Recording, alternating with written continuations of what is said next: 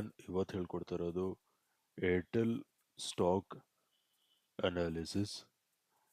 ಇದು ನಿಮಗೆ ನಾಳೆಗೆ that is on 2nd of June 2025ಗೆ ಯೂಸ್ಫುಲ್ ಆಗುತ್ತೆ.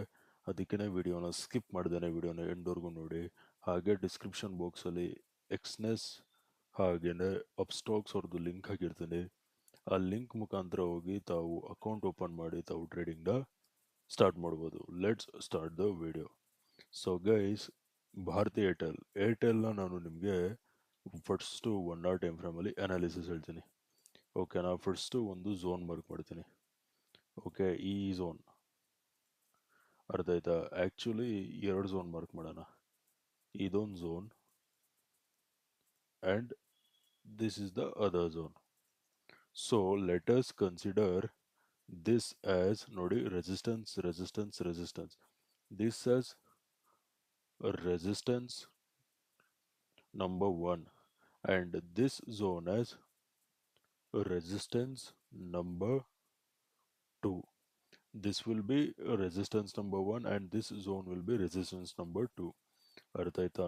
Now currently the price is at resistance zone. Price is at resistance number 1. Price resistance 1 ಮೊದಲನೇ zone ಹತ್ರ ಇದೆ. ಅರ್ಥ ಆಯ್ತಾ? ನೆಕ್ಸ್ಟ್ ನೋಡ್ಕೊಳ್ಳಿ, ನಾನು ಫಿಬೋನಾಚಿ ಹಾಕ್ತೀನಿ. ಫಿಬೋನಾಚಿನ ಈ ಟಾಪಿಂದ ಈ ಬಾಟಮ್ವರೆಗೂ ಫಿಬೋನಾಚಿ ಹಾಕಿದ್ರೆ ನೋಡಿ, ಪ್ರೈಸು ಎಕ್ಸಾಕ್ಟಾಗಿ 618 ಲೆವೆಲ್ಸ್ ಹತ್ರ ಇದೆ. ಹಾಗೆಯೇ this resistance zone also lies on Fibonacci 618 levels. ಈ ರೆಸಿಸ್ಟೆನ್ಸ್ ಝೋನ್ ಕೂಡ ಫಿಬೋನಾಚಿದು 618 ಲೆವೆಲ್ಸ್ ಮೇಲಿದೆ. ಅರ್ಥ ಆಯ್ತಾ? ನಾವು let's move on to 15 minute time frame.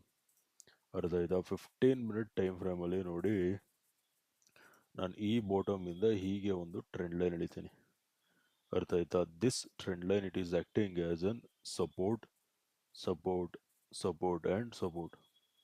Price is clearly on trend line support. ಹಾಗೇನೆ ಇಲ್ಲಿ ನೋಡಿ, ಪ್ರೈಸು ಸೈಡ್ ವೇಸ್ ಫಾರ್ಮ್ ಆಗಿದೆ, ಅಂದರೆ ಸೈಡ್ ವೇಸ್ ಹೋಗಿದೆ. ಅರ್ಥ ಆಯ್ತಾ? ಸೊ ಅಕ್ಯುಮುಲೇಷನ್ ಆಗಿದೆ ಅಂತ ಹೇಳ್ಬೋದು. Okay, so first let us talk about buying. ಓಕೆನಾ? ಸೊ ನಾಳೆ ಇಫ್ ಮಾರ್ಕೆಟ್ ಓಪನ್ಸ್ ಫ್ಲ್ಯಾಟ್, ಅರ್ಥ ಆಯ್ತಾ? ಮಾರ್ಕೆಟ್ ಫ್ಲ್ಯಾಟ್ ಓಪನ್ ಆಗಿ when it crosses 1865 levels R 1870 levels, go for buying. ಯಾವಾಗ ಮಾರ್ಕೆಟ್ ಫ್ಲ್ಯಾಟ್ ಓಪನ್ ಆಗಿ 1865 or 1870 ಲೆವೆಲ್ಸ್ ಮೇಲ್ಗಡೆ ಸಸ್ಟೈನ್ ಆಗ್ತಿದೆ ಹಂಗೆ ಬೈ ಮಾಡಿ. Target number 1 is gonna be 1880 and target number 2 is gonna be 1890 or 1900. ಅರ್ಥ ಆಯ್ತಾ? Market flat open ಆಗಿ if it crosses above 1865 or 1870, go for buying. Target number 1 is going to be 1880. Target number 2 is going to be 1890 or 1900. ಅರ್ಥ ಆಯ್ತಾ? This was related to flat opening. Now let us talk about gap up opening. ಅರ್ಥ ಆಯ್ತಾ?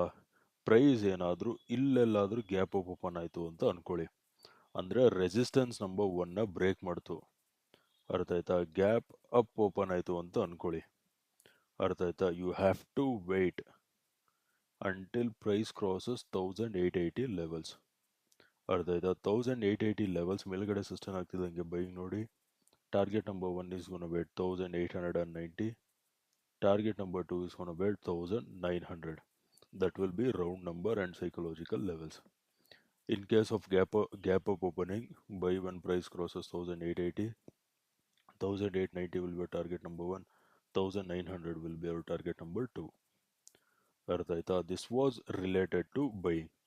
So guys, now let us talk about selling.